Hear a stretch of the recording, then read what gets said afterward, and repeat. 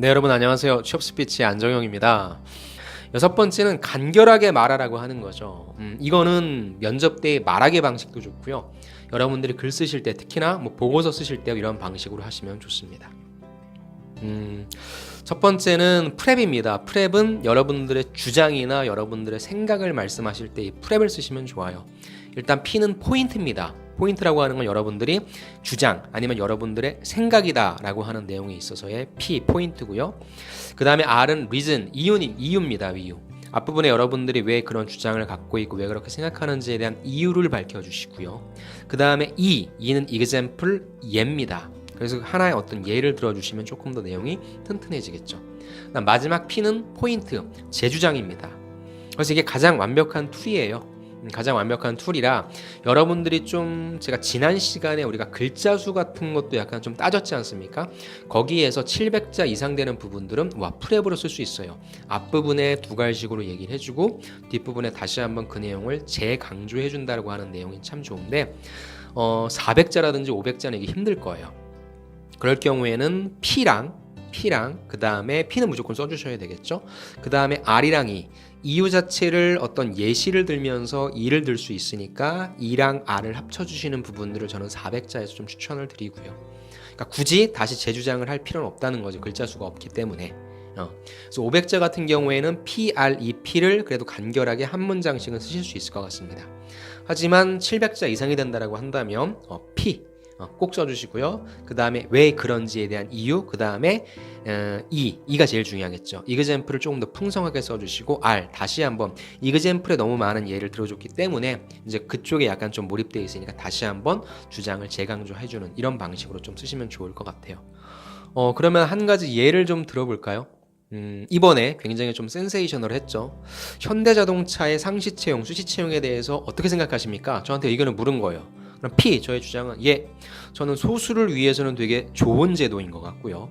다수를 위해서는 좀 약간 불리한 제도인 것 같습니다. 라고 얘기를 합니다. 그러면은 그 다음 뭐가 나와야 됩니까? R, reason이 나와야 되겠죠. 그럼 왜 그렇게 생각하는가? 상시 채용이라고 하는 것은 그 직무에 원래부터 관심이 많았던 사람이 들어가는 채용인데 사실 취준생 같은 경우에 대다수의 취준생들이 직무 설정이라든지 이런 부분들을 거의 4학년 2학기 되어서 또 본인이 취준할 때가 되어서도 안 된 친구들이 많이 있다.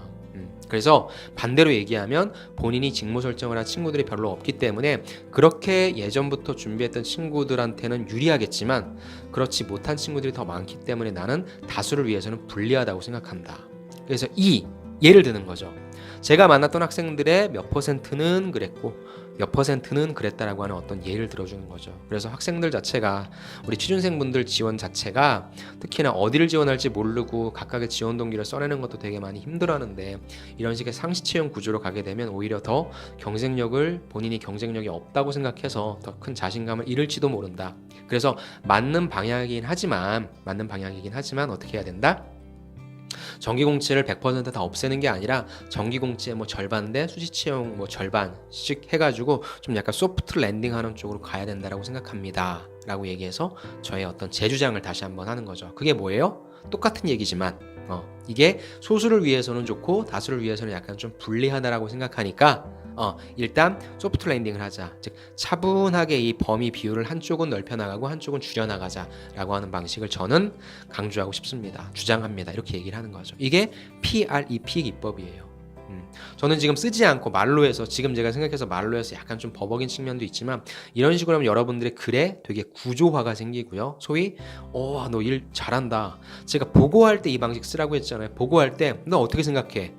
그러면 일단 이 배경은 이렇게 얘기하면 안 돼요. 여러분들 보고할 때는 저는 이거 해야 된다고 생각합니다. 주장이죠. 그 다음 뭐예요? 이유 나오고 이해 들고 다시 한번 재주장하면 얘 보고 되게 잘한다 이렇게 나오는 거거든요. 즉 이건 어떤 말하기 특히나 비즈니스 말하기에 있어서 굉장히 좀 잘 유용할 수 있는 방식이니까 꼭 기억해 놓으시기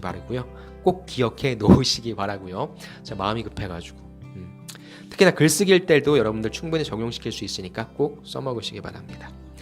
다음은 스타죠. 스타는 워낙에 많은 분들이 말씀해 주시니까 제가 기본적인 설명을 생략하고요. 저는 두 스타 방식을 하라고 합니다. 두는 뭐예요? 두 갈식으로 여러분들이 앞 문장에다가 주제문을 내놓는 겁니다. 두 갈식으로 먼저 이 주제가 무엇인지에 대해 얘기해 주시고 그 다음에 S, 그 그 다음에 T는 저는 태스크라고 하지 않고요. 트러블로 정해야 합니다.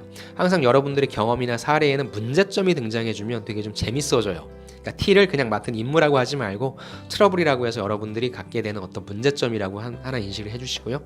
그 다음에 A는 제일 중요하죠. 여러분들이 어떻게 해서 이 문제점을 해결했는지에 대한 여러분들의 행동 방식을 하나하나씩을 좀 써주시고요. 그 다음에 R은 두 가지예요. 저는 R을 두 가지를 꼭 쓰라고 해요. 첫 번째 R은 이 자체적인 결과. 내가 뭐 자작 자동차 대회를 나갔어. 그럼 그 프로젝트가 어땠는지에 대한 결과를 써주시고요. 더 중요한 건 무엇입니까? 내가 이 경험을 통해서 무엇을 배우게 되었는지에 대한 전체적인, 즉 거시적인 결과를 하나 써주시면 좋을 것 같습니다. 자, 다시 정리할게요. 간결하게 말하라. 첫 번째, 여러분들의 주장이나 생각을 쓰라고 해요. 그럴 때는 프렙 방식을 써라. PREP, 프렙 방식을 쓰시고요. 여러분들의 어떤 경험을 얘기해 주세요. 여러분들의 어떤 사례를 하나 얘기해 주세요 라고 얘기할 때는 뭐예요? 두스타 방식을 쓰자. 왜? 일단 평가자한테 내가 이런 주제로 얘기를 할 거야 라고 던지는 것과 그냥 제가 무슨 실험을 했을 때 일입니다 라고 해서 그거를 그 배경부터 설명하는 것은 천지 차이입니다. 평가자가 이 지원자가 이런 얘기를 하겠구나 라고 이끌고 가는 것이 훨씬 더 큰 힘이니까 두스타의 방식으로 써주시고, 마지막 R은 결론이 두 가지다 라고 하는 점을 꼭 기억해 주시기 바랍니다.